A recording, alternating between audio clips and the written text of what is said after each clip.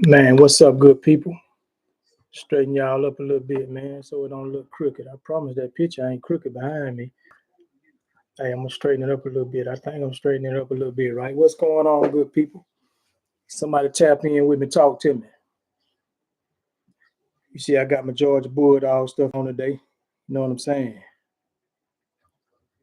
Got my Georgia Bulldog stuff on today. It's Georgia Bulldog time, man. Um, his name quarterback we got, man, throwing these interceptions. You know, I don't know what the deal is with that, man. This man cold tripping. Hey, look, Rev Meo TV, man. Rev Meo TV. Hey, who I got with me, man? Who I got with me? Hey, Maurice Navarro Brooks, man. Hey, me and him gonna go live at 5:30, right?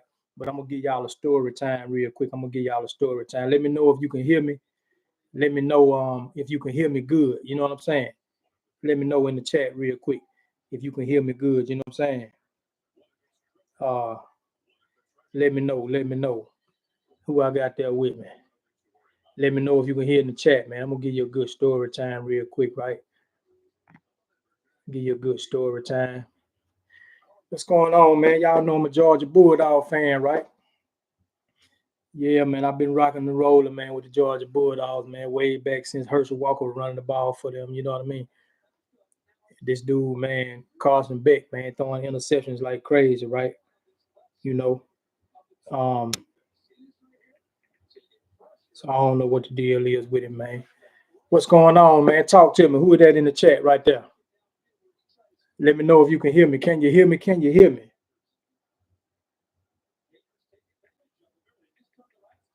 Can you hear me? Can you hear me?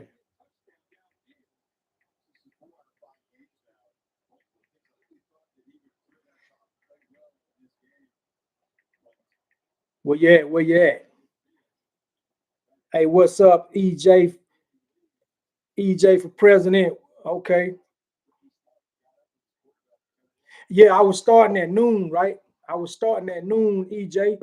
But me and Maurice Brooks couldn't get on the call yet, right? But then he called me after that, and me and him gonna get on at 5:30. But I'm gonna give y'all a story time right now, right? I'm gonna give y'all a good story time, man. And you know what I'm saying? And then me and him gonna get back on at 5:30. You know, that's gonna be after they clear their count up there. You know what I'm saying? He locked up in I think Manchester, Kentucky. But uh yeah, he locked up in Manchester, Kentucky. You know what I'm saying? So I'm gonna give y'all a story time though, right? Hey man, young people, man, young people, man. Young people, stay out of jail, man. Stay out of jail. Stay out of trouble. I just had one of them youngins, man, to call me probably about 2 hours ago, hour and a half ago, right? Y'all know I do mentor too, man. I mentor, man. I got another one of my little youngsters, man. I gotta get with him probably tomorrow sometime, man. I do this mentoring stuff, man, and try to keep people out of jail, out of harm's way and stuff. Um, but anyway, I had one of the youngsters, man, that called me about an hour and a half, 2 hours ago. He locked up for possession of marijuana, right? Possession of marijuana. And right now, that's just what he's telling me because you know a lot of times they don't tell the whole story a lot of times too. You know what I'm saying?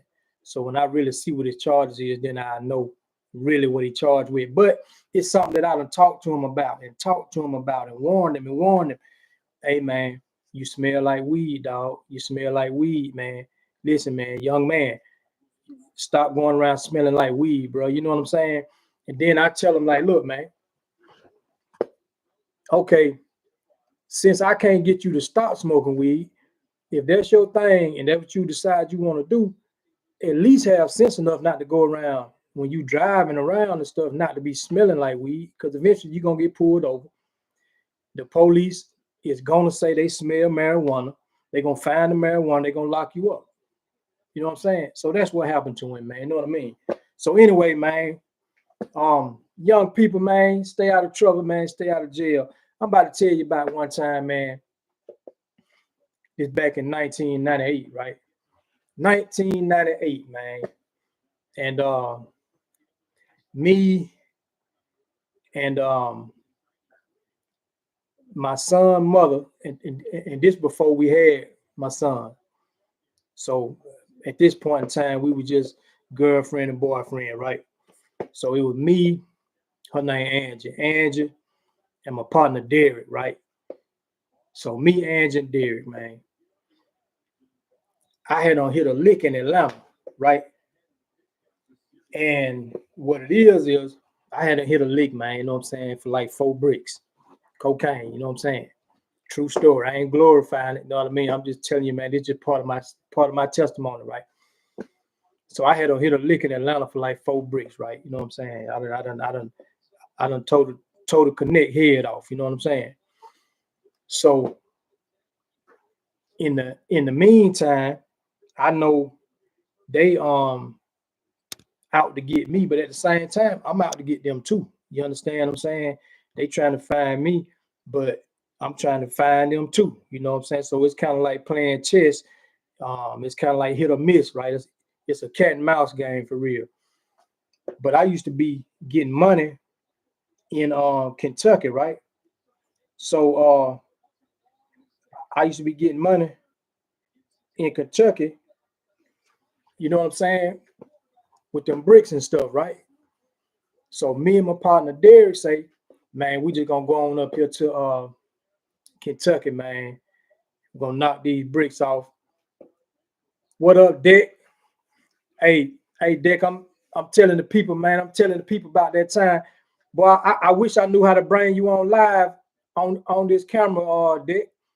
Boy, if I could bring you on this camera, man, you know what I'm saying? I'll bring you on this camera, you know what I'm saying? Um, Let me see if I can know. Boy, if anybody know how to tell me how to do it, I'd do it. Cause I don't know how to do it, you know what I'm saying? I sure don't know how to do it. Let me see. Boy, let me see. Can I add somebody? I don't know how to add you, boy. You know what I'm saying? But if I knew how to add you, I'll add you to this chat, man. Oh yeah. Okay. Yeah. Okay. So look. So man, we don't total connect head off, man. We don't knock the connect, you know what I'm saying, head off, man. So we got the bricks or whatever. And in the meantime, I know they looking for me, but at the same time, I'm really looking for them too. But I got this dope now, you know what I'm saying? This dope got to get sold, right? So um I'm talking about, I'm sending this text real quick. I'm sending this text real quick.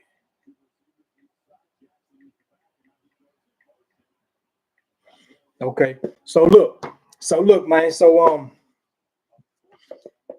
boy, so I know it got to be a way to bring you on here. Let me see. I think I can do it right here. No, I can't do it right there. I don't know how to do it. I'm gonna have to. I figure that part out later on, man. So me and my partner Dick, man, we don't hit these people, man. So I used to be getting money in Kentucky too. So I say, man, I'm gonna take this work up to Kentucky, man. We'll go up there, get off the work or whatever. And in the meantime, we just gonna move on up there. We're gonna move from Atlanta to Kentucky. That way, I ain't got to be ducking these people in Atlanta. I can go ahead and be making my money. You know what I'm saying? Dick can be doing his thing or whatever. So we're gonna get an apartment together, right? So, but y'all see, I got the Georgia Bulldog stuff, man. Georgia ain't looking too good right now, though. So anyway, man, we load up, man. You know what I'm saying? The car and everything, right? And me, Dick, and my son, Mama Angie, right? This was before she done had my son. I mean, so at this time we girlfriend and boyfriend, right? And if I remember right, we drove up there. Hey, did we drive up there, or did you take the work on the bus or something? because I don't remember. I think you might have rode the bus with the work, Dick. I think, because I think me and Andrew drove up there with a, seemed like we had a car full of like clothes and stuff we were moving up there with, I think, if I remember right. And I remember, I think when we got up there, we got a hotel room because I was trying to get my probation transferred up there from Georgia. And it was some complications with me getting my probation transferred. But nonetheless, we end up no, you okay, I'm right. That you took the work up there on the bus. Me and Angie drove my car up there. We drove my car up there because I'm gonna tell you how I remember. Because Ray Sean from Kentucky drove up there in front of us because he had done just picked up like some pounds of okay, that's what I thought. You took the Greyhound, Dick. Okay, y'all see Derek in the chat, man. Derek in the chat, right? So when I say Dick, that's what I'm talking about, y'all. So Dick took the work up there. We don't took the work from the Connect. You know what I'm saying? And like something on my mouth. So we don't took the work from the Connect. Dick took the work up there to Kentucky. Me and Angie, we got like a car full of clothes and all this stuff. And Ray Sean riding in front of us, because I'm gonna tell you what happened. Ray Sean had done just picked up some weed from my brother. You know what I'm saying? So he got like 20, 30 pounds of weed or something in his truck with him. But he had the compartment in his truck. You know what I'm saying? And we going up the highway and we in Tennessee and we riding behind each other. I'm riding behind Ray Sean, and he slow down when he see the police. And so the police get behind us, but the police is behind me. Ray Sean in front of me, then it's me, and then the police behind me. So the police really trying to figure out which one of us he want to pull over. So the police put the lights on me. And when he put the lights on me, that let Ray Sean go ahead and go. I'm clean in my car. I just got some clothes and stuff I'm moving with. So Ray Sean, he keep on going. He got like 20, 25, maybe even 30, 40 pounds of weed. I don't know. But I know it was, he's come down and buy them bundles of weed from my brother. So he go, you know what I'm saying? And so when we get up to Kentucky, me and Angie, we pick Derek up from the Greyhound. Then we go get like a hotel room or something until we get the apartment situated. Because I remember it took us like a day or two to get the apartment situated, right? So in the meantime, we got this work. We at the hotel. You know what I'm saying? Remember, we don't, you know what I'm saying? He hit the Connect for 4 keys of cocaine, right? I don't think we took all of it up there, but we might have took about half of it up there right then. But nonetheless, right? So Monday come, because we drove up there. I remember it was a weekend. It was like a Friday or something like that. We drove up there. So that Monday come, I started calling the probation people up there in Kentucky, right? And I'm calling the probation people in Georgia and the probation people in Kentucky. I'm trying to get my probation moved to Kentucky. You know what I'm saying? So the probation people in Kentucky telling me they don't want to accept me up there. They don't want me up there. They say they don't want me in their state, right? Got to understand now, at this time, we talking about 1998, okay? I had multiple felony convictions already. You understand? I'm like probably about 24, 25, something like that. I might have been about 25 years old. I'm just guessing, you know what I'm saying? And I was on the ATF list.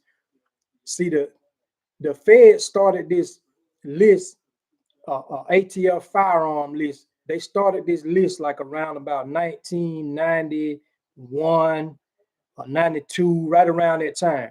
And when they started this list, the probation officer that I had at that time, she came to me, or when I went to visit her for my monthly visit or something, she said that I'm having you placed on this list. So my name was on this ATL firearms list. You know what I'm saying? It used to always give me trouble. Like if I got pulled over or something like that, man, they ran my name come up on this list. You know what I mean? But that was around the time that they had, kind of first just started the list and all that stuff. So anyway, so these people telling me they don't want to accept me, man, for probation to supervise me in Kentucky. So in the meantime, okay, I said I got a trick for this. Angie, which was my girlfriend at the time, I said, look, go ahead and enroll in this college because she was a college student. She had went to Ohio State. She had went to another college up in Ohio, because that was she from. And I said, look, go ahead and enroll in this community college, right? So she enrolled in this college. So then I tell the probation people, I said, look, my girlfriend already enrolled in this college. I'm trying to change my life. I'm trying to change my environment and all this stuff, right? And so I'm going back and forth with these people, man. I'm going back and forth with these people. So I'm going back and forth with these people, man. And I'm trying to tell them I'm trying to change my life. I'm lying. Y'all know I'm lying, man. Y'all know I'm lying, man. Y'all know I'm lying, right? You know what I'm saying? We up there to sell that work, man. You understand? So, man, so she enrolled in the college, right? We got this work up there. You know what I mean? So I done started moving some of the work. I ain't in no big old hurry. So we trying to get that apartment. There go Angie right there. Angie, what's going on? Hey, look. So I got Angie in the chat and I got Derek in the chat, right? So now, Angie, I'm talking about when we got locked up there in Kentucky, right? When we done moved up there, we done took the work up there and stuff. And Derek in the chat too, Angie. So look, so we get up to Kentucky and the people, the probation people telling me they don't want to accept me up there to supervise me, right? So I tell Angie, go ahead and enroll in this college over here. So she enrolled in the college. I forget the name of the college, but she enrolled in the college. So that gave me some ground to stand on so I could stay up there. So I tell the probation people, I say, listen, my girlfriend enrolled in this college. I'm trying to change my life. I'm saying I'm trying to change my environment and all this stuff. Y'all know I'm lying, man. I'm just trying to sell that dope. So long story short, so we looking for apartments, man. We looking for apartments, man. So after probably about 2 or 3 days, we found a little spot that's cool. It's a nice little spot. It's nice and clean, right? And so we jump on the little spot, man. We get the little spot, right? So, man, we doggone like the next day after we done got the apartment, we say, okay, let's go to the furniture store and get some furniture. So, we look up different little spots or something. Now, y'all understand that it's a long time before people was on, like, Google wasn't that big back then and stuff, you know what I'm saying? But we calling around trying to see, who might got whatever we need or whatever. So we got to buy a whole house full of furniture, you know what I'm saying? So I remember I had like $9,000 and something on me, right? Derek had some money on him, probably about 4,000, 5,000. I don't remember exactly. So now we get in the car and we going to the furniture store. Where in the meantime, Louisville, Kentucky police get behind us, right? So when they get behind us, they put the lights on us. Dang. So we ain't dirty, but we just got this money on us, right? So doggone, I take some of the money. So when I pull the money out of my pocket, I take some of the money and I tell Angie, I say, put this in your pocketbook or whatever, right? So so it don't look like I had just all this money on me. I might have had over 10,000 on my own. I don't exactly remember, but it seemed like it was like 9,000. So I took some of the money and gave it to her to put in her pocket. Derek had some money in his pocket. You know what I'm saying? So now I still got about 6,000 in my pocket. Angie got at least about 3,000 something in her pocket. Derek got another, I don't know how much in his pocket, 3,000, 4,000, 5,000 in his pocket, right? So the problem is when they pulled us over, doggone what you say, Derek? You was telling the story of the chase in Smyrna when they pulled us over. Oh, boy, I ain't told that story yet, Derek. Talking about when they pulled us over and they thought I ain't even know, I ain't even see the police lights that time until they had them boxed us in. That time I ain't even see the police lights that time. You talking about D. But yeah, I'll tell that one day. So man, so they pull us over. So now I got license, I got insurance, registration good. I had just got this car. I ain't had this car nothing about 2 or 3 weeks. You know what I'm saying? It ain't even been 3 weeks yet. Probably had 2 weeks. In Georgia back then, they used to give you a drive out tag with no numbers on it. It just have a plate on it from where you bought it from. I bought this car from Marietta Dodge, right? Marietta Dodge dealership in Cobb County on Cobb Parkway. So they pulled us over because the dang on tag did not have numbers on it. So this was a little rookie cop, white dude. I give him the license, insurance, and stuff, and registration. So he asking me why your car don't have a tag or numbers on your tag. I say because I just bought the car. I said in Georgia, they don't give you a drive out tag with numbers on it. The drive out tag they give you, it just got the place where you bought it from, and they mail you your tag. Well, that's how they used to do it in Georgia, right? But in Kentucky, that's not how they did it. So he couldn't understand. So we went back and forth for a little minute, man. He telling me my tag supposed to have numbers on it. And I'm telling him, man, that's not how they do it in Georgia. You know what I'm saying? So, man, anyway, now he want to check everybody ID and all this stuff. And so he, you know what I'm saying, pulled me out the car. Now he talking about the car stolen, right? So the car ain't stolen, man. I don't call. So now I'm like, man, look, I can call Marietta Dodge right now. It's after hours now by this time though. So it's like right on the borderline though. So I said, man, let me call Marietta Dodge and you can speak to the people at the Marietta Dodge. So I got my cell phone. I try to call Marietta Dodge. Just my luck. We ain't getting no answer, right? So then doggone now he checking Angie ID. Then he want to check Derek ID. Well, the thing is, Derek had a one eye for him, man. Derek had a one eye for him, right? So, you know what I mean, man? We tried to slip by, man, and all this old stuff. So now he tell me he locking me up because my car stolen, but my car ain't stolen, right? So then would say, just get to how what'd you say? Just get to how it all was Derek fault. Hey Derek, Angie says your fault. Hey look, hey no, but look, hey look at what Angie did though. Hey look at what Angie did. So now me and Derek in the back seat. They done put me in the back seat. Then they put Derek in the back seat, right? So me and Derek in the back seat of the same police car, right? So now you know they tripping on because we got so much money on us too. But so they done put me in the back seat. They put Derek in the back seat. Then I say, well, shoot, at least Angie can, you know what I'm saying? She can come bond us out or whatever, you know what I'm saying? You know, they ain't finna lock her up.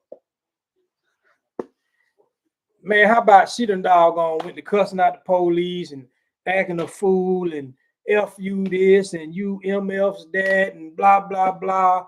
So they done doggone snatch her up. Next thing I know, they got her against the car and they putting the cuffs on her. Now they bring her to the car and they put her in the same back seat. Now all three of us in the same back seat. Now I'm over there looking at her. I'm over here like this here, and I'm over here looking at her like, man, now how we supposed to get out of jail, man?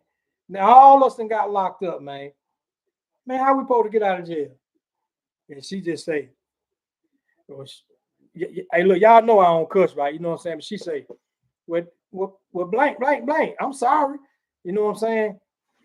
So I said, God, dog. So now they take us to the jail, man. I think it's Jefferson County or something like that, man. Whatever the jail is in the city of Louisville, the county jail, right?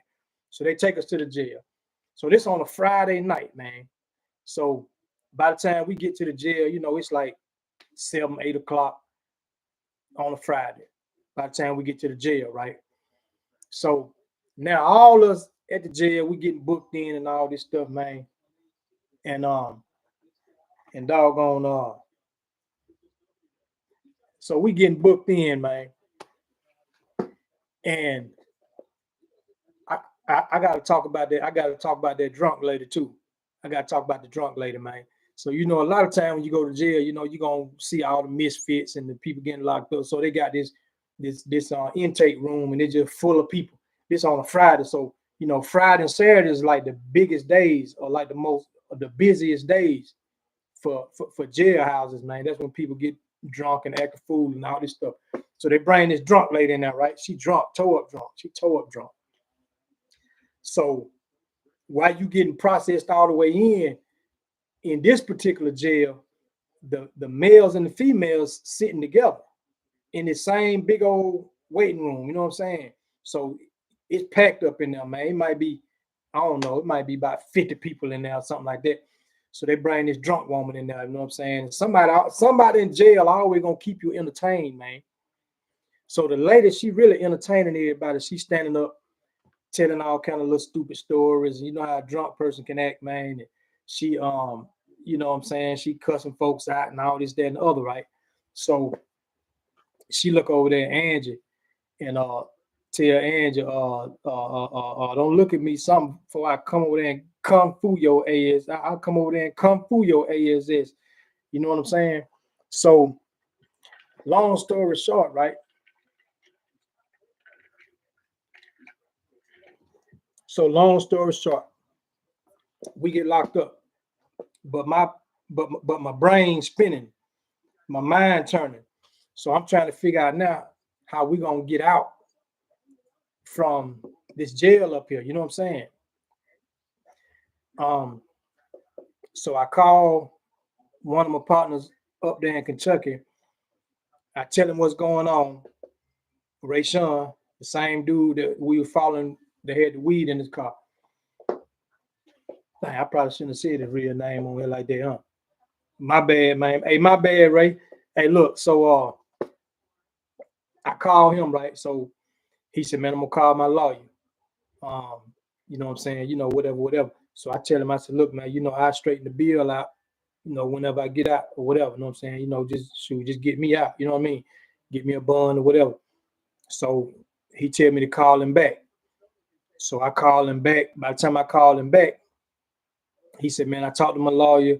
My lawyer said, you know what I'm saying, you know, blah, blah, blah. You won't be able to go to court until Monday. So this on a Friday now. He said, you won't be able to go to court till Monday. All y'all court date gonna be Monday. He said he gonna be there. You know what I'm saying? He gonna show up for you. You know what I'm saying? On Monday, he gonna take care of you, you know what I'm saying? Whatever. Okay, cool. So in the meantime, so they done separated us now. By this time, they done separated us. So me and Derek, you know, we locked up in the men's section. Angie locked up in the women's section, right? So wherever Angie at, now we don't see her. We can't talk to her. I can't communicate with her. But what I told her was, I said, look, you just call my mama. I'll relay whatever messages to you through my mama. So when I call, I tell my mama, I said, look, mama, tell Angie, you know, this. Okay, cool. And she'll relay whatever message from Angie, you know, to me. Mama, don't worry about it. I'm gonna pay the bill because then I got one of them mama be like, hey, you know what I'm saying? What about this phone bill? Mama, I got you. Okay. So look, so so we relaying messages, and so I tell now first my mama going off on me. Negro, if you don't get that doggone girl out of jail, she, you know what I'm saying, calling and you wrong this and wrong that. You better get that girl out of jail. She going off on me like that, right? So every time I call my mama, you know what I'm saying, she telling me, you better get that girl out of jail. You know what I'm saying? And it, mama, I got it. You know what I'm saying? Everything's straight. She gonna get out, you know what I'm saying? Everything. So um in the meantime now, so fast forward to Monday. Fast forward to Monday, right? Fast forward. So Monday come, the lawyer there. So by the time they get ready to bring us in the courtroom, they bring Derek first, because I remember I remember when they brought me in, and the judge said that, because see, they couldn't put no theft charges on me, so they charged me with they couldn't put no stolen car charges on me. They impounded my car, called itself going to remove parts and all this stuff to see if it was stolen. It was crazy, they um but they did lock me up for harboring a fugitive, hindering apprehension of a fugitive, something like that. So Derek went to court before me and Angie did, and Derek told the judge that we didn't know that he had a warrant on him. So that freed me and Angie. So by the time I came to court, the judge said the other gentleman, um, the other gentleman who got arrested with you all, he's already signed the paperwork and said that you and your girlfriend, y'all didn't have said y'all didn't have any knowledge that he had this warrant on him. So the judge is like, um, the judge gave me a signature bond. I ain't even have to pay a bond. Hey, what's going on, Tony Starks? What's up, man? I'm talking about a time, right, when me, my son, mama, right, um, and my partner Derek got locked up in Kentucky, man. Me and Derek had done robbed the Connect down here in Atlanta. We had done robbed the Connect. So we took the work and stuff up to Kentucky, man, and got apartment and all this stuff up there. But we got locked up on the way to the furniture store, man, with, you know what I'm saying, we had probably total, we probably had about $12,000-$13,000 on us. We get locked up. Me, him, and my baby mama get locked up, going to the furniture store, right? So now by this time, at this point, we in jail, and I'm telling my mama, everything all right, whatever. I'm gonna get her out. You know what I'm saying? So we get to court. The judge say, Derek Bennings already signed an affidavit stating that Mr. Branson and Miss Angela Hines didn't have any knowledge that he had a warrant on him. So she said, I'm gonna give you a signature bond, but they didn't drop the charges right then though. I'm finna tell you what happened. I'm finna tell y'all what happened, man. This stuff crazy, man. They didn't drop the charges right then, right? So they gave me a signature bond. You know what I'm saying? The lawyer did show up to represent me. You know what I'm saying? He spoke for me and did all this stuff. He did everything lawyer's supposed to do. So I kept him. I retained him to fight the case for me. So in the meantime, um, doggone, I get out of jail. Derek had a warrant out on him, so he didn't get out. So he was extradited to Georgia. So they sent Derek to Georgia. He ended up going to jail for probation violation or whatever it was, parole violation or something. And me and Angie, so we get out. So now we got to go back to court. So we go back to court probably twice before probably 2 or 3 times.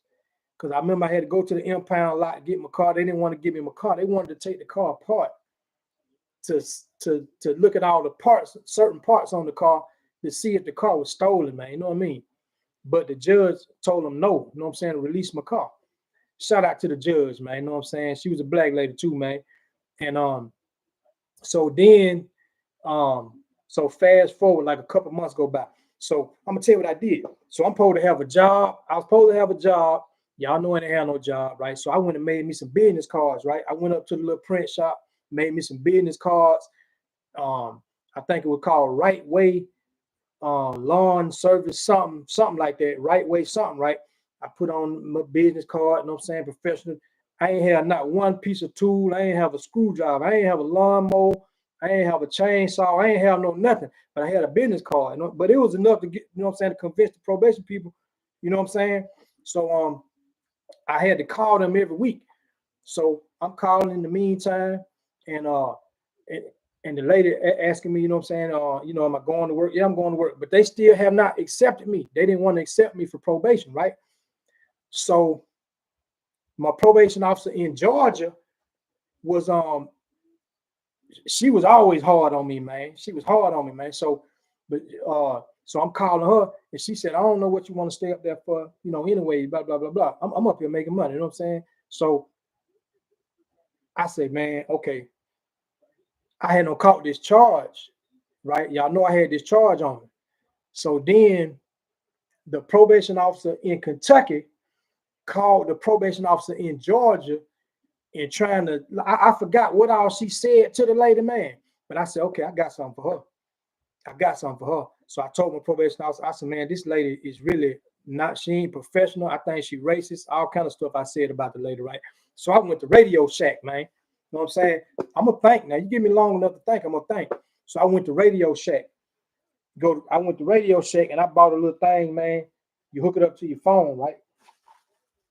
I ain't got no little cord, but you hook it up to your phone, your home phone. You know what I'm saying? This, man, this thing now, this back in the 90s now, this late 90s, but this like 25 something years ago. So I went to Radio Shack, bought this little thing to hook up to the home phone, right? I said, I'm gonna get this lady on recording. So I hook it up to the home phone. I called the lady. I'm being cool, I'm staying cool. And so the lady on the phone, she talking crazy to me on the phone. You know what I'm saying? But I got her on recording though. I got her. You know what I'm saying?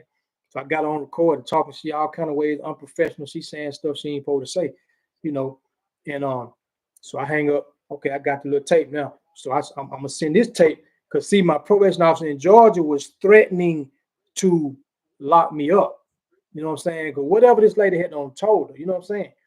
So I put that bad boy in the mail and I mailed it to my probation officer in Georgia. I said, you know what I'm saying? I said, now see, I told you what I'm dealing with up here. You know what I'm saying? The people just being racist. You know what I'm saying? Whatever. She said, Mr. Brinson, I sympathize with you. Like she said, I'm not gonna lock you up. I'm not gonna try to revoke your probation or whatever. She said, I don't even see why you want to stay up there. You know, whatever. I'm making money. You know what I'm saying? So fast forward, right? Man, the police wouldn't drop the charge on me, right? So finally, my girlfriend, so Angie's semester about to end at this time. So now we've been up there about 6 months by this time. So we've been to court probably about 3-4 times. You know what I'm saying? Whatever probable cause hearing, another preliminary hearing, or whatever discovery hearing, whatever it is. So by this time now, the dang on so I tell my lawyer, I said, listen, I said, my girlfriend, her semester is about to end at school. I said, once her semester end, man, I said, I just gone back to Georgia. You know what I'm saying? And if they can just drop the case or whatever, drop the case on me, on us, because they still had her charge too. So he talked to the people, whatever, and I never forget, man, because I was down in Georgia. It was on a Sunday. He called me on a Sunday. And no, he called me on a Saturday and told me to come to his office the next day on that Sunday. But I was down in Georgia because my cousin had done got shot and killed. Shout out to LaRon, man. Rest in peace, man, LaRon. And I had intended on like staying and going to like the funeral and stuff like that. But then my lawyer called and said, I need to see you tomorrow. Come to my office tomorrow. Okay, so he ain't even really telling me what the deal is yet. So I jump on in the car, whatever. I drive from Atlanta to Kentucky. So I get to Kentucky. So the next day, that Sunday, on a Sunday, go to this man's office. So my lawyer say, really what it was, he wanted to make sure he got the rest of his payment, what I owed him. You know what I'm saying? What it boiled down to. He wanted to make sure that I paid him the rest of the money for representing me, because I had to go to court the next day, which was Monday. So he say, well, they're gonna drop the charges on you, but you're gonna be banned from living in the state of Kentucky. You know what I'm saying? So they banned me from the state of Kentucky, man. They banned me from the state of Kentucky, but they dropped the charges.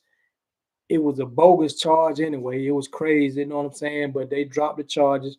They never did accept me for probation up there. The whole 6 months I was up there, they never accepted me for probation. I was just kind of just floating in the system, you know what I'm saying? So eventually, man, they dropped the charges, man. But I had to move out of state Kentucky. I can go to Kentucky and like I can visit, I can drive through Kentucky, but I can't live in Kentucky. You know what I'm saying? They gave me a lifetime ban from living in the state of Kentucky. You know what I'm saying? And that's the story, man. That's the story, man. Hey, man, Rev Meo TV, man. Rev Meo TV. Hey, I'm about to go live again, y'all. I'm about to turn this off. I'm about to go live again at 5:30, man, with Maurice Brooks, man. We're gonna go live, man. Hey, y'all hear from Mr. Maurice Brooks, man. That's in about 10 minutes, 8 minutes. We're gonna go live. This man been locked up 28 years, man. He got a 226-year sentence, man. Been locked up 28 years. I done seen people with worse cases, worse charges than him that's home now, that's free now. You know what I'm saying? So I'm about to sign off right now, man. Hey, y'all share this video, man. If y'all can tune in, man, y'all want to holler at Varo, man. Y'all want to ask him some questions or whatever, then tune in, man, and y'all can ask him some questions in the chat, and I'm gonna let him talk to y'all, man. He gonna dial me here in about, should be in about 7 minutes. You know what I'm saying? You know, y'all know he in prison, man. So I'm gonna come back on live anyway, and I'll be waiting on him. You know, or by the time I click this live back on, he might be already calling, man. So y'all be blessed, man. Rev Meo TV. Young people, stay out of jail, stay out of prison. If you ever been, please don't go back. If you never been, please do not go. All right. Y'all be blessed.